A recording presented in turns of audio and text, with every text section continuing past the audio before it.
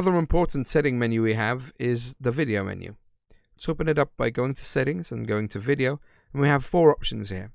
The base resolution, our canvas, is what we see here and what our boundary to layout and layer the stuff is. So if I go 720, it will reduce, and as you see, the frame just became 720.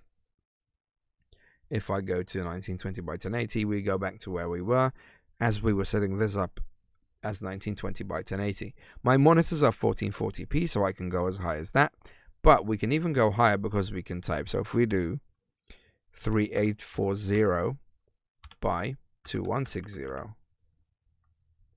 and apply, that allows us to have a 4K canvas, even though we do not have a 4K monitor. So this allows us to type anything. We could even do 640 by 480 if we wanted, even lower. So we could do that. For the sake of most people having HD screens, we'll keep it at 1920 by 1080, so that's the space we have to work with. The higher we go as far as resolution goes for the canvas, the more GPU usage we'll be going through, and if we scale from a very large resolution to say 720p, say from 4K to 720p, then the GPU needs a lot of compositing work to actually scale that image to that resolution. So what I'd suggest is go for 1080p as a base canvas resolution. Going to 1440p will introduce extra problems. Going to 4K will introduce more usage. If you're only streaming at 1080p or streaming at 720p, leave your canvas at 1080p, and then all you need to rescale is your game, because you'd play at a higher resolution, but that you can do just by dragging the source to rescale it. As far as output resolution goes for scaled, we can decide what we want. If we leave it at 1080p, there's no scaling which will happen. And if you want to stream at 720p, you could just do that. I stream at 900p. We can just type it out, 1600 by 900. It will accept it, and it works. So it depends what your needs are.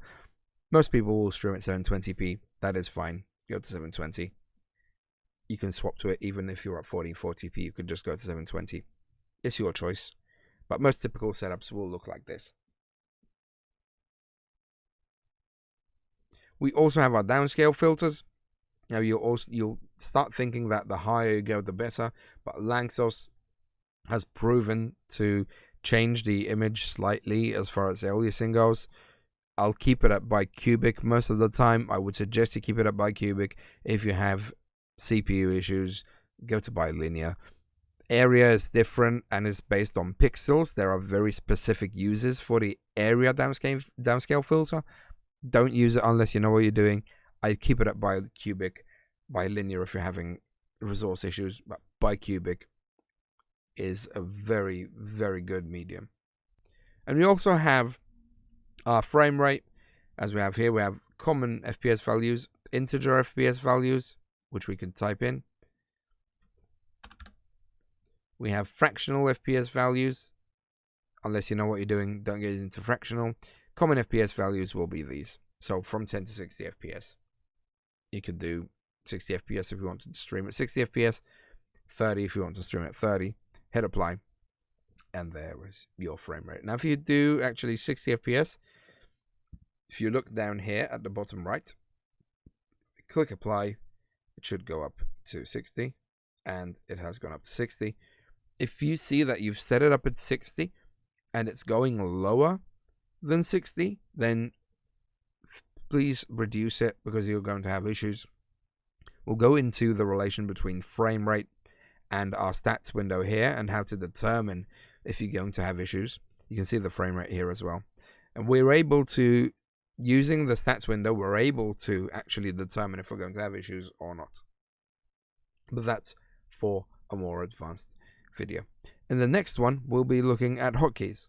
If you've found this tutorial useful, don't forget to give it a thumbs up, leave any comments in the comment section, and check out the links in the description. See you in the next one.